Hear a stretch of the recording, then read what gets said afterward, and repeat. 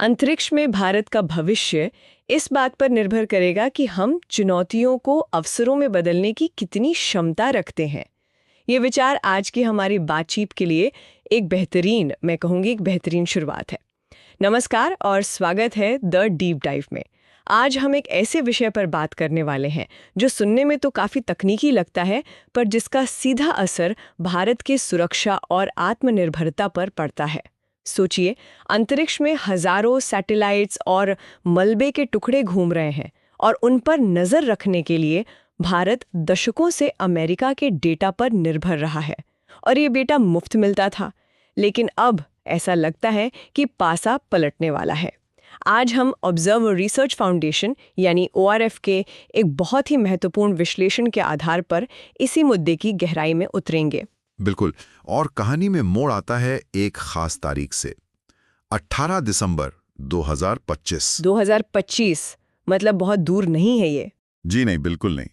इस तारीख को अमेरिकी राष्ट्रपति डोनाल्ड जे ट्रंप का एक कार्यकारी आदेश पूरी तरह से लागू हो सकता है। आदेश का नाम है इंश्योरिंग अमेरिकन स्पेस सुपीरियॉरिटी।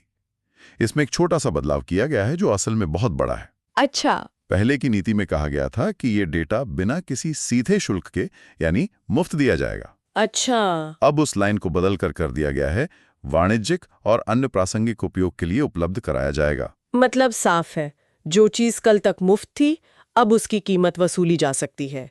मुझे पहले लगा था कि ये सिर्फ पैसे की बात है, कि अमेरिका अब इस सेवा के लिए पैसे मांगेगा, लेकिन ORF का ये विश्लेषण कहता है कि इसके परिणाम कहीं ज्यादा गंभीर हो सकते हैं, खासकर राष्ट्रीय सुरक्षा के लिए। ये बात थोड़ी परेशान करने वाली है। किस तरह के नतीजों की बात कर रहे हैं हम? आपने बिल्कुल सही नस पकड़ी है। ये सिर्फ पैसे का मामला है ही नहीं, इसके पीछे गहरे सामरिक जोखिम छिपे हैं। चलिए इसके 3 पहलुओं को समझते हैं। पहला, मान लीजिए कि हम किसी सहयोगी देश के डेटा पर ही निर्भर हैं। वो देश जानबूझकर अपने जासूसी सैटेलाइट्स की सही लोकेशन छिपा सकता है ताकि दुनिया को उसकी असली ताकत का अंदाजा ही ना लगे। यानी वो हमें वही दिखाएगा जो वो दिखाना चाहता है। लेकिन क्या ये जोखिम थोड़ा बढ़ा चढ़ाकर नहीं बताया जा रहा? आखिर दशकों से तो ये सिस्टम काम कर ही रहा है। अमेरिका भारत का एक रणनीतिक साझेदार है, तो वो अचानक अहम जानकारी क्यों रोकेगा? ये सवाल बहुत जरूरी है। देखिए, अंतर्राष्ट्रीय संबंधों में कोई भी देश हमेशा के लिए दोस्त या दुश्मन नहीं होता, सिर्फ अपने हित स्थायी होते हैं। आज अमेरिका साझेदार है, कल को किसी और देश के साथ भारत का तनाव बढ़ता है, तो अमेरिका उस संघर्ष में पड़ने से बचने के लिए क्या करेगा? और यही है दूसरा और सबसे बड़ा जोखिम। संकट के समय जब हमें डेटा की सबसे ज्यादा जरूरत होगी, हो सकता है कि अमेरिका किसी तीसरे पक्ष के झगड़े में ना पड़ना चाहे और डेटा फीड ही बंद कर दे। अगर ऐसा हुआ तो इसका मतलब है कि तनाव के चरम पर भारत अंतरिक्ष में एक तरह से अंधा हो जाएगा। हमें पता ही नहीं चलेगा कि हमारे सैटेलाइट सुरक्षित हैं या नहीं, या दुश्मन क्या कर रहा है। ये तो बहुत खतरनाक स्थिति है। यही इसका तीसरा पहलू है। वो किसी दुश्मन देश के सैटेलाइट से जुड़ा डेटा भी हमसे रोक सकता है ताकि उसके अपने खुफिया मिशन चलते रहें। तो कुल मिलाकर हम एक ऐसी व्यवस्था पर निर्भर हैं जिसका स्विच किसी और के हाथ में है। ये निर्भरता भारत की रणनीतिक स्वायत्तता पर एक बहुत बड़ा सवालिया निशान लगाती है। कि अमेरिका डेटा देता भी है, तो क्या वो डेटा इतना सटीक है कि हम उस पे पूरी तरह भरोसा कर सकें? ये एक और बड़ी कमजोरी को उजागर करता है। हमें जो अमेरिकी डेटा मिलता है वो 2 लाइन एलिमेंट्स या TLE फॉर्मेट में होता है। अब ये फॉर्मेट किसी चीज के अंतरिक्ष में अनुमानित स्थिति बताने के लिए तो ठीक है, मतलब एक मोटा मोटा अंदाजा देता है। लेकिन इसकी सबसे बड़ी समस्या है इसकी सटीकता। इसमें लगभग 1 किलोमीटर की पोजीशन अनिश्चितता होती है। 1 किलोमीटर? आप मजाक तो नहीं कर रहे? जी हाँ, 1 किलोमीटर। मतलब सैटेलाइट जिस जगह बताया जा रहा है वो असल में वहां से 1 किलोमीटर के दायरे में कहीं भी हो सकता है। तो इसका मतलब है कि इसरो के वैज्ञानिकों को अंतरिक्ष में ट्रैफिक जाम से निपटने के लिए एक ऐसे गूगल मैप्स का इस्तेमाल करना पड़ रहा है जो बताता है कि गाड़ी अगले 1 किलोमीटर में कहीं है। आपकी उपमा एकदम सटीक है। और जब आप 2 सैटेलाइट्स को आपस में टकराने से बचाने की कोशिश कर रहे हों, जिसे कोलिजन अवॉइडेंस कहते हैं, तब ये 1 किलोमीटर की अनिश्चितता किसी काम की नहीं है। आप सटीक बचाव का रास्ता कैसे तय करेंगे? ये बहुत बड़ा तकनीकी जोखिम है। तो फिर दूसरे विकल्प क्या हैं? रूस का भी तो अपना कैटलॉग है जिसे विम्पल कहते हैं। क्या वो इस तकनीकी मोर्चे पर बेहतर है? रूसी विम्पल कैटलॉग की अपनी चुनौतियां हैं। पहली, वो 7 दिनों में सिर्फ एक बार डेटा अपडेट करते हैं। 7 दिन? हाँ, अंतरिक्ष में चीजें घंटों और मिनटों में बदलती हैं, वहां एक हफ्ते पुराना डेटा बहुत ज्यादा काम का नहीं रहता। और दूसरी, वो उससे भी बड़ी तकनीकी समस्या ये है कि उनका डेटा फॉर्मेट बिल्कुल अलग है, जो सिर्फ रूस में इस्तेमाल होता है। इस वजह से उसे दूसरे डेटा सेट्स के साथ मिलाना या इस्तेमाल करना बहुत मुश्किल हो जाता है। इसलिए चाहे राजनीतिक मोर्चा हो या तकनीकी, विदेशी डेटा पर निर्भरता हर लिहाज से एक कमजोर कड़ी है। तो अगर हम दूसरों पर निर्भर नहीं रह सकते तो सवाल उठता है कि हमारी अपनी तैयारी कैसी है। इस मामले में भारत आज कहाँ खड़ा है? क्या हम बिल्कुल शून्य से शुरुआत कर रहे हैं? नहीं, अच्छी बात यह है कि हम शून्य से शुरुआत नहीं कर रहे हैं। हमारे पास एक बुनियादी ढांचा मौजूद है। जैसे नैनीताल में Aryabhatta research institute of observational sciences यानी एरीज हैं। वहां की दूरबीनें जियो स्टेशनरी ऑर्बिट पर नजर रखती हैं। ये वो ऑर्बिट है जो पृथ्वी से लगभग 36,000 किलोमीटर दूर है और जहां हमारे कम्युनिकेशन सैटेलाइट्स हैं। फिर श्रीहरिकोटा में एक मल्टी ऑब्जेक्ट ट्रैकिंग रडार है, जो लो अर्थ ऑर्बिट या लियो में चीजों को ट्रैक करता है, जहां सबसे ज्यादा भीड़भाड़ है। और ये सारा डेटा कहीं एक जगह इकट्ठा होता होगा? हाँ, ये सारा डेटा बेंगलुरु में इसरो के नेत्रा कंट्रोल सेंटर में जाता है। नेत्रा का पूरा नाम है network for space objects tracking and analysis. यहाँ हमारे वैज्ञानिक इस डेटा का विश्लेषण करते हैं ताकि सैटेलाइट्स को टकराने से बचाया जा सके और अंतरिक्ष में किसी भी हलचल पर नजर रखी जा सके। तो एक बेसिक सिस्टम तो काम कर रहा है। लेकिन यहाँ एक और मुश्किल आ रही है। पिछले कुछ सालों में लॉन्च होने वाले सैटेलाइट्स की संख्या में जैसे विस्फोट हुआ है। स्टारलिंक जैसी कंपनियां हजारों सैटेलाइट्स के झुंड भेज रही हैं। इससे तो अंतरिक्ष एक व्यस्त हाईवे जैसा बन गया होगा। इस बढ़ती भीड़ से ट्रैकिंग कितनी मुश्किल हो जाती है। ये चुनौती को कई गुना बढ़ा देता है। आप समझिए कि पहले आपको एक खाली सड़क पर कुछ गाड़ियों पर नजर रखनी थी, अब उसी सड़क पर हजारों गाड़ियां आ गई हैं। और इसके साथ एक और गंभीर पहलू जुड़ गया है। वो क्या? वो है चीन की बढ़ती सैन्य अंतरिक्ष क्षमता।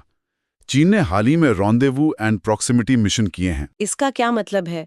ये सुनने में तो काफी खतरनाक लग रहा है। इसका मतलब है कि चीन के सैटेलाइट्स दूसरे देशों के सैटेलाइट्स के बहुत करीब जाने और उनके साथ साथ चलने का अभ्यास कर रहे हैं। ये किसी भी देश के लिए एक सीधा खतरा है और ये भारत के 53 ऑपरेशनल सैटेलाइट्स के लिए बहुत बड़ा जोखिम पैदा करता है, जिन पर हमारी संचार व्यवस्था, नेविगेशन और राष्ट्रीय सुरक्षा टिकी हुई है। इन पर लगातार नजर रखने का काम हम किसी विदेशी डेटा के भरोसे नहीं छोड़ सकते। तो निचोड़ क्या है? क्या हमारे मौजूदा क्षमताएं जैसे एरीज और नेत्रा इस अंतरिक्ष के महा ट्रैफिक जाम और चीन जैसे खतरों से निपटने के लिए काफी हैं? देखिए, ORF के विश्लेषण में इस पर बहुत सख्त लेकिन साफ टिप्पणी की गई है। मैं वहीं से बताता हूं। उसमें लिखा है कि निकट भविष्य के सैन्य उद्देश्यों यानी स्पेस डोमेन अवेयरनेस के लिए हमारी आज की क्षमताएं वोफुली इनइफेक्टिव हैं। वोफुली इनइफेक्टिव यानी दुखद रूप से बेअसर। ये तो बहुत कठोर मूल्यांकन है। कठोर है, लेकिन शायद यही एक जरूरी वेकअप कॉल है। इसका मतलब है कि हमारे पास जो है वो एक अच्छी शुरुआत तो है, लेकिन भविष्य की जरूरतों और खतरों के सामने ये बिल्कुल नाकाफी है। ठीक है, तो समस्या साफ है। हमारी मौजूदा तैयारी में कमी है और विदेशी निर्भरता खतरनाक है। तो अब सबसे बड़े सवाल पर आते हैं कि इसका समाधान क्या है। जाहिर है, एक स्वदेशी भारत स्पेस ऑब्जेक्ट्स कैटलॉग बनाना। लेकिन ये कह देना तो आसान है। इसे हकीकत में बदलने के लिए ठोस रोड मैप क्या होना चाहिए? इस विश्लेषण में एक बहुत ही व्यावहारिक, मैं कहूंगा 4 सूत्रीय योजना का सुझाव दिया गया है। पहला कदम है एक राष्ट्रीय अंतरिक्ष डोमेन जागरूकता केंद्र, national space domain awareness centre की स्थापना। ये कहा गया है कि रक्षा मंत्रालय और अंतरिक्ष विभाग को मिलकर अगले 2 वर्षों के भीतर इसे स्थापित करना चाहिए। यह एक नोडल एजेंसी यानी एक केंद्रीय संस्था होगी जो सभी स्रोतों से डेटा इकट्ठा करेगी, उसे प्रोसेस करेगी और फिर सेना और नागरिक जरूरतों के हिसाब से बांटेगी। और इसका मॉडल भी सुझाया गया है, जैसे समुद्री सुरक्षा के लिए national maritime domain awareness centre बन रहा है, उसी तर्ज पर इसे बनाया जाए। ये एक संस्थागत ढांचा बनाने की बात हुई। सुनने में तो बहुत अच्छा लगता है, लेकिन भारत में जब कई मंत्रालय मिलकर कोई केंद्र बनाते हैं तो उसमें नौकरशाही की अपनी चुनौतियां होती हैं। क्या 2 साल का समय कुछ ज्यादा ही आशावादी नहीं लगता? आपकी चिंता जायज है और यही सबसे बड़ी चुनौती होगी। लेकिन जब राष्ट्रीय सुरक्षा का सवाल हो तो ऐसी चुनौतियों से पार पाना ही पड़ता है। इसीलिए एक स्पष्ट समय सीमा दी गई है। अब आते हैं दूसरे सूत्र पर, मौजूदा बुनियादी ढांचे का एकीकरण। डीआरडीओ और इसरो को मिलकर एक योजना बनानी चाहिए ताकि देश में मौजूद सभी खगोलीय वेधशालाओं, शोध दूरबीनों और लंबी दूरी के रडार को इस राष्ट्रीय नेटवर्क से जोड़ा जा सके। मतलब नया कुछ बनाने से पहले जो हमारे पास पहले से है उसे एक साथ लाकर बेहतर तरीके से इस्तेमाल किया जाए। ये तो एक स्मार्ट कदम लगता है। मतलब बिखरी हुई ताकत को एक जगह इकट्ठा करना।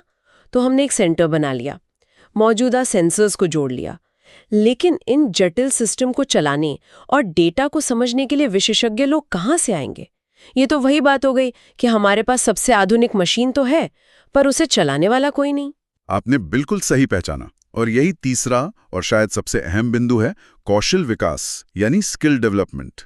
हमें सशस्त्र बलों और नागरिक एजेंसियों में ऐसे लोगों को तैयार करना होगा जो इन जटिल स्पेस सिचुएशनल अवेयरनेस यानी एसएसए तकनीकों को समझ सकें और संभाल सकें। बेहतरीन हार्डवेयर और सॉफ्टवेयर बेकार हैं अगर उसे चलाने वाले कुशल लोग ना हों, और कुशल लोगों की कमी इस पूरी योजना में एक बड़ी बाधा बन सकती है। और चौथा सूत्र, अब तक हमने सिर्फ सरकारी एजेंसियों की बात की है, क्या इसमें निजी क्षेत्र की कोई भूमिका हो सकती है? भारत का प्राइवेट स्पेस सेक्टर तो अब तेजी से बढ़ रहा है। बिल्कुल, और चौथा सूत्र इसी पर केंद्रित है, नीति और निजी क्षेत्र की भूमिका। आईएनएस स्पेस, जो भारत में निजी अंतरिक्ष गतिविधियों को बढ़ावा देने वाली एजेंसी है, उसे एक ऐसी एसएसए नीति बनानी चाहिए जो प्राइवेट सेक्टर की भागीदारी को आसान बनाए। हमें ऐसी बाधाओं को दूर करना होगा जो भारतीय कंपनियों को देश के अंदर और बाहर सेंसर लगाने और चलाने से रोकती हैं। साथ ही ये भी सुझाव दिया गया है कि जो राष्ट्रीय केंद्र बनेगा वो सिर्फ सरकारी सेंसर पर निर्भर न रहे, बल्कि अपने कैटलॉग को ज्यादा भरोसेमंद बनाने के लिए घरेलू प्राइवेट कंपनियों से भी डेटा खरीदें। ये एक तरह से पब्लिक प्राइवेट पार्टनरशिप की तरह होगा। निजी कंपनियों को अंतरिक्ष निगरानी जैसे संवेदनशील क्षेत्र में शामिल करना, सुरक्षा के लिहाज से इसकी अपनी चुनौतियां होंगी। डेटा की सुरक्षा और विश्वसनीयता कैसे सुनिश्चित की जाएगी? निश्चित रूप से इसके लिए मजबूत नियम और सुरक्षा प्रोटोकॉल बनाने होंगे, लेकिन निजी क्षेत्र की फुर्ती और इनोवेशन को साथ लिए बिना हम इस क्षेत्र में तेजी से आगे नहीं बढ़ सकते हैं। कई देशों में यह मॉडल सफलतापूर्वक काम कर रहा है। तो आज की चर्चा का सार ये है कि अमेरिका से मिलने वाले मुफ्त डेटा का दौर अब खत्म होने की कगार पर है, और ये सिर्फ एक आर्थिक बदलाव नहीं, बल्कि भारत के लिए एक गंभीर सुरक्षा और रणनीतिक चुनौती है। विदेशी डेटा पर निर्भरता हमें संकट के समय कमजोर बना सकती है, और तकनीकी रूप से भी ये उतनी सटीक नहीं है जितनी हमें चाहिए। बिल्कुल, और हमने ये भी देखा कि इस बड़ी चुनौती का सामना करने के लिए हमारी मौजूदा तैयारी नाकाफी है। इसलिए आत्मनिर्भरता के लिए एक स्वदेशी भारत स्पेस ऑब्जेक्ट्स कैटलॉग बनाना अब कोई विकल्प नहीं, बल्कि एक अनिवार्य आवश्यकता बन गया है। अच्छी बात यह है कि इसके लिए एक स्पष्ट 4 सूत्री रोडमैप भी मौजूद है, जिसमें एक राष्ट्रीय केंद्र की स्थापना से लेकर कौशल विकास और निजी क्षेत्र की भागीदारी तक शामिल है। ये एक बहुत ही व्यापक योजना है, लेकिन किसी भी बड़ी योजना को शुरू करने के लिए जो सबसे पहला और सबसे मुश्किल कदम होता है वो क्या है? सबसे पहला और सबसे महत्वपूर्ण कदम है समस्या को स्वीकार करना। जब तक हमारे नीति निर्माता ये खुलकर स्वीकार नहीं करते कि भारत की स्पेस सिचुएशनल अवेयरनेस क्षमताओं में गंभीर कमियां हैं, तब तक कोई भी ठोस कदम उठाना लगभग असंभव है। इस स्वीकृति के बिना हम आगे नहीं बढ़ सकते। ये आत्ममंथन का, आप कह सकते हैं, पहला अध्याय है। और हम अपने श्रोताओं के लिए एक सवाल छोड़कर जाते हैं। सोचिए, अगर भारत का अपना एक स्वतंत्र और सटीक स्पेस कैटलॉग बन जाता है, तो यह सिर्फ चीजों पर नजर रखने का एक जरिया नहीं रहेगा। यह वैश्विक अंतरिक्ष प्रशासन यानी ग्लोबल स्पेस गवर्नेंस और अंतर्राष्ट्रीय अंतरिक्ष कानूनों को लागू करने की भारत की ताकत को कैसे बदल सकता है? क्या यह भारत को अंतरिक्ष के नियम बनाने वाले देशों की पहली कतार में खड़ा कर सकता है? इस महत्वपूर्ण विषय पर आपकी क्या राय है, हमें कमेंट्स में जरूर बताइएगा। ऐसे ही ज्ञानवर्धक विश्लेषण के लिए हमें फॉलो और सब्सक्राइब करना न भूलें। अगली बार फिर मिलेंगे एक नए विषय की गहरी पड़ताल के साथ।